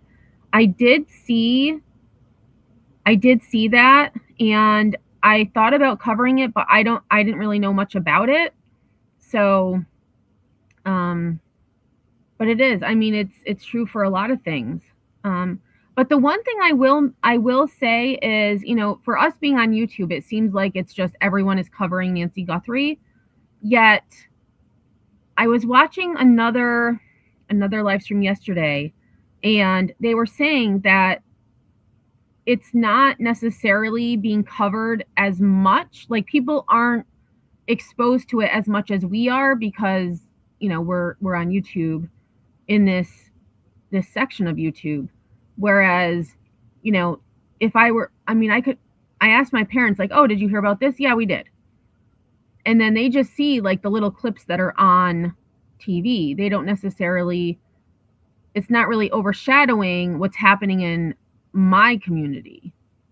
But I can see where, you know, if I had a missing family member, I would want them to have the same resources and same time spent on them as Nancy Guthrie is. Because as we can see, you know, this woman was 69.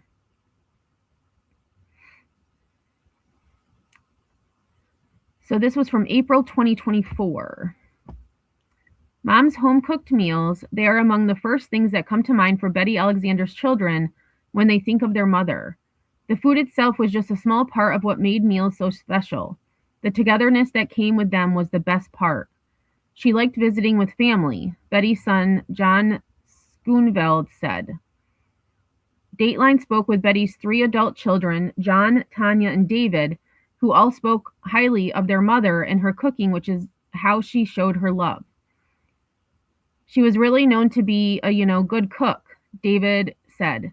Me and my wife got married a little over 30 years ago now, and we had somebody that was catering. That didn't stop Betty. My mom actually brought food, and it was a good thing because the caterer hardly brought anything, and it was way nicer and better. There she is, cute. She was a go-getter and a firecracker. Her cooking for me was something that I'll never forget. She could take an empty cupboard, no kidding, and make this, what felt like a gourmet meal. Tanya Miller told Dateline that it wasn't just cooking her mother excelled at. It was baking too. She loved to cook, she loved to bake, she said, noting that Betty was known for her Christmas snowball cookie. She went all out for birthdays too. Every birthday I had, I'd have several cakes that she would make for one birthday. It's now been more than 5 years since Betty Alexander's children have had one of her home-cooked meals, famous snowball cookies or special birthday cakes. In April of 2019, the 69-year-old disappeared from her apartment in Sullivan, Missouri, where she lived alone. Tanya told Dateline that on Saturday, April 13th, 2019, she was about an hour and a half away with her daughter at a weekend track meet. She remembers getting an unsettling phone call. I had received a call from my brother John, and he was asking if I had heard from Mom or anything, and I told him no, that I was at the track meet, and I guess he had tried calling her and couldn't get through. Tanya said that was uncharacteristic of their mother. Mom had a wall phone, and I don't know how, but no matter what, she could always answer it on the first ring when you called. The next day, April 14th, Tanya went to her mother's apartment to check on her. I had called before I was heading over there to let her know I was on my way, and she didn't answer again. So whenever I got over there, I went and knocked on the door, and there was no answer. I knocked again, and still nothing. I know that not knowing has to be unbearable.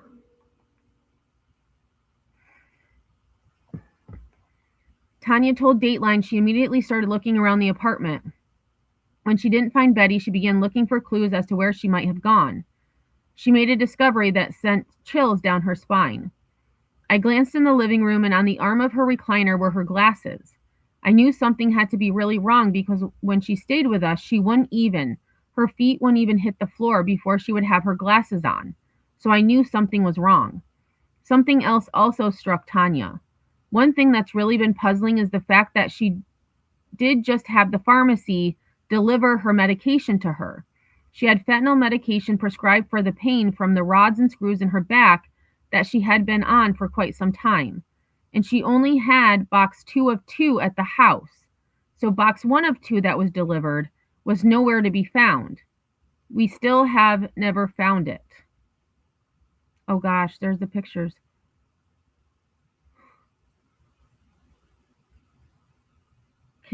Talk about haunting. Talk about haunting.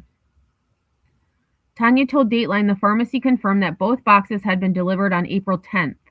Whenever I had found her purse in her closet where she kept it, I was looking through making sure to see if her ID and everything else was in there. and I came across 2 envelopes, and in each envelope she had $100. So she had an extra $200 that we can't trace because when Dad passed away, I had taken over her bills and making sure they were paid. Betty's husband, the children's stepfather, died in 2018.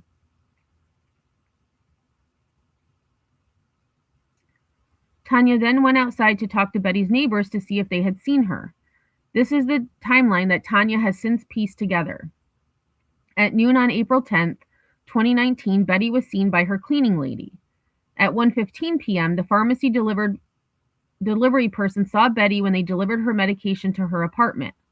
At around 3 p.m., Betty's neighbor Jerry, who happens to be Tanya's sister-in-law's uncle, saw her outside in the garden. Betty apparently took her 7 p.m. medication that evening, but did not take her 7 a.m. medication the next day. It is unclear if anyone saw Betty on April 11th or 12th, and on April 13th, she was not answering her children's phone calls. It was clear to Tanya after what she learned that something was very wrong. She called her brothers to come to the apartment right away. John said that he and his brother David and their families were eating dinner after Palm Sunday Mass when they got Tanya's call. We were sitting here at the house when she called and said, "Oh my gosh, Mom is definitely not here." At first you're like, well, she must have just went to the store or something, but then her purse was there and her glasses, and at that point we're like, maybe she's visiting somebody in the complex, like she had walked out. You never want to believe what it turned into here. As soon as we realized it wasn't something that was just simply explained, we all hopped in our cars and headed that way. So here is $20,000 reward.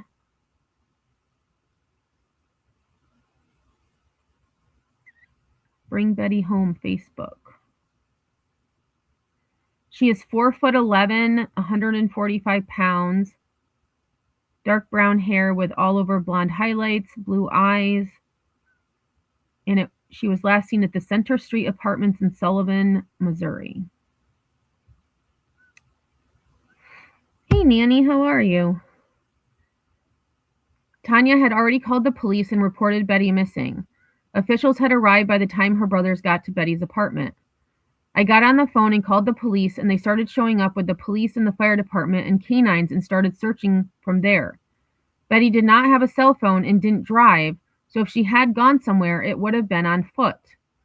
Tanya told Dateline that the initial response from law enforcement, as well as the surrounding community, was very helpful. The Sullivan Police Department posted about Betty's case on their Facebook page in April of 2019. On Sunday, April 14th, 2019, the Sullivan Police Department received a report of a missing woman. A family member discovered 69-year-old Betty Alexander missing from her apartment located on South Center Street within the city limits of Sullivan.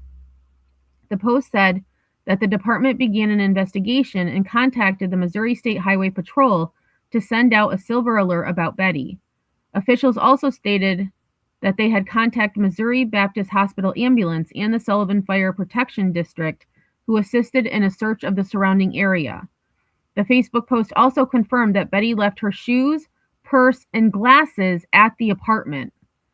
Okay, so that's even more strange. You left your shoes as well?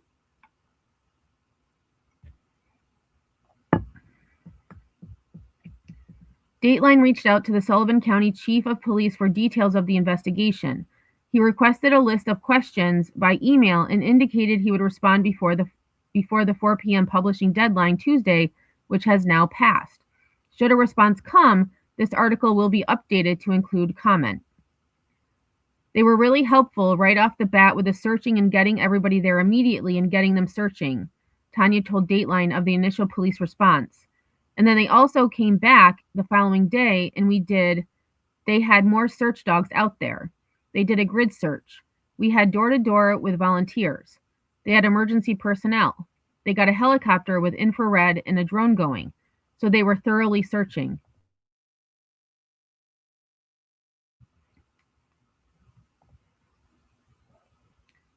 They went above and beyond. The fire department and stuff really pitched in where I didn't even know they would, be able to do stuff like that, David told Dateline.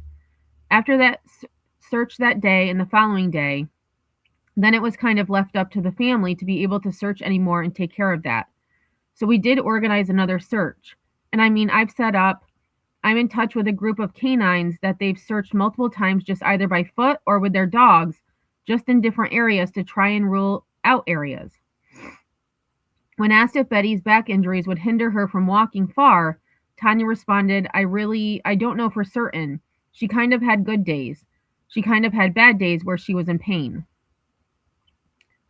She remembered that about a week before Betty disappeared, they had gone for a walk together. She went with us to this conservation area called the Horse Trails that she went and she walked a lap around there, and I think it's 3/4 of a mile maybe. So on a good day, she could. The investigation has slowed down considerably over the past few years, but Betty's children remain desperate for answers. Tanya told Dateline she recently began working with a private investigator to try to get some momentum back in her mother's case. And that's not all. There was a guy from the highway patrol that had reached out, and his boss had asked him if there was a case he wanted to cover in his spare time, and he had brought up Mom's case. So I have been working with him, which his time has been very limited, but he is determined to solve it.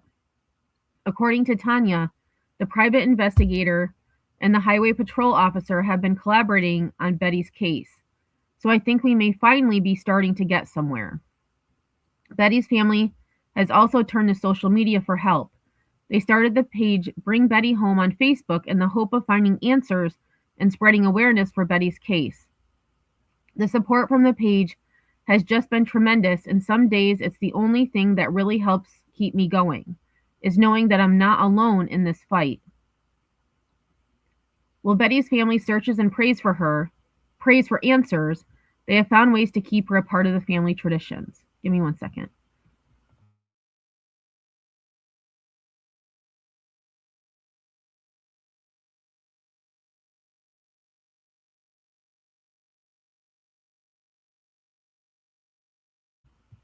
All right.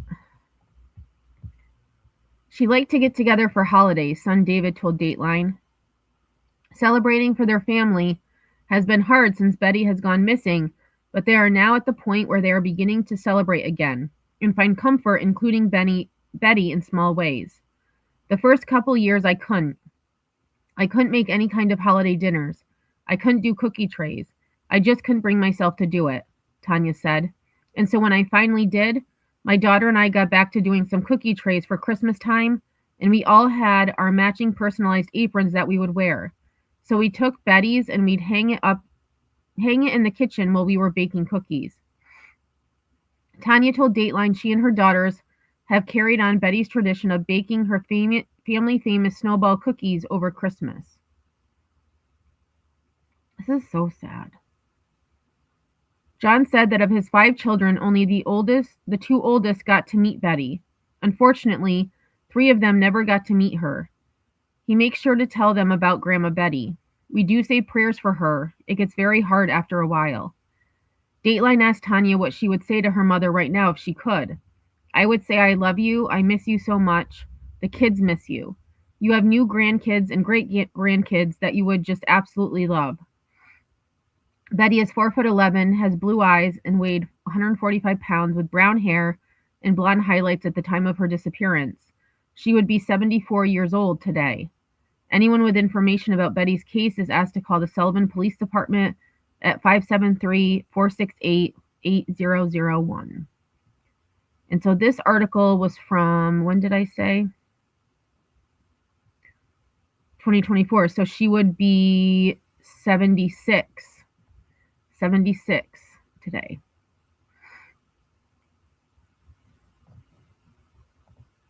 It is, Doodles. It is. And, you know, the fact that, I mean, there's so many families with the same story that, you know, they don't get the resources that those who are high profile do. Hey, is it Snaz Smiley?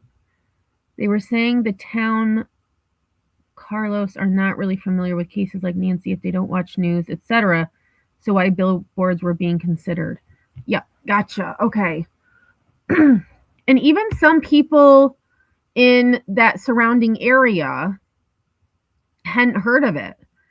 JLR was in, I don't remember the town, but wherever I was watching him watching the rainfall, he was talking to people there, and some of them had heard of the case, but they didn't know a whole lot about it. Like, they knew it happened, but they weren't, you know, it wasn't overtaking everything in that area. So I am going to get moving. I'm almost at my 2 hours, and my throat is starting to act up and my nose is getting runny again. So thank you so much for being here, everyone. I do appreciate it. Just to summarize what we learned. Last night, 3 individuals were detained. Of those 3 individuals, 1 has been released. There have been no arrests. A Land Rover, was it Land Rover or Range Rover? Either way. I think it was a Land Rover, was towed, and the driver was one of those detained. I haven't seen any updates on the other incident where the person took their own life after being stopped during a traffic stop. And so the search continues. You know, just be mindful that there are other missing people out there. And unless something breaking happens like we thought it did last night, I am going to be covering other stories because, you know, they should be just as important. So have a great rest of your day, morning, night, wherever you are. I may be live later on my second channel. Actually, you know what? Maybe I will. Give me 1 second. Let me get the link to... Oh my gosh, my nose is so bad. Let me get the link to my second channel. Maybe we'll do a fun stream over there.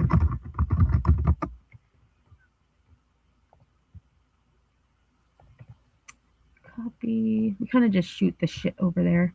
So this is the link to my second channel. If you aren't subscribed, it would be great if you could. I'm almost to 500 over there. I usually only go live once a week on my second channel just to, you know, shoot the breeze. So if you're not doing anything later tonight, feel free to join us. So have a great day. If you haven't hit that like, I would very much appreciate if you did on your way out. If you are watching the replay, #replay.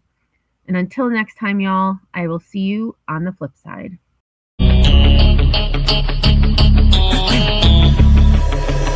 You have one shot on stage, what you got to play. Generic drops for days, still the people rage. Am I not insane? Can you stop and explain why these drops are so lame? Is money buying you fame? I'm fucking on, I'm killing it with this song. You haters can sing along or go back where you belong. Yeah, there's nothing wrong with giving up, moving on. Cause I took your girl to prom, she can't help but sing this song. Till the roof comes off, till the lights go out, till my legs give out, can't shut my mouth, till the smoke clears out.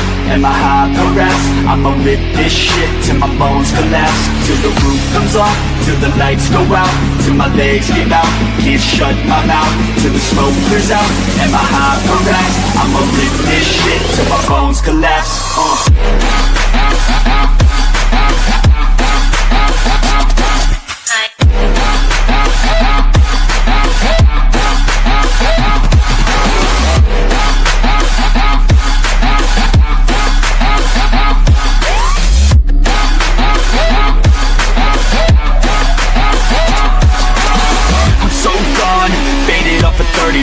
She's so gone like a light switch flirting back. There's nothing wrong with the way that she's working that. I just want that body bad, come on baby bring it back. I'm so gone, faded off a 30 rack. She's so gone like a light switch flirting back. There's nothing wrong with the way that she's working that. I just want that body bad, come on baby bring it back.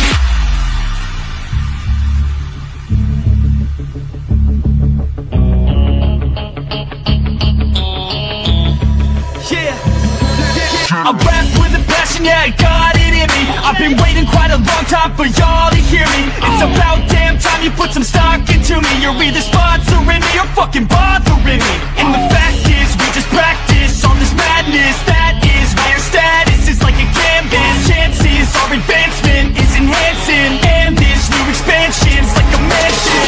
Comes off till the lights go out, till my legs give out.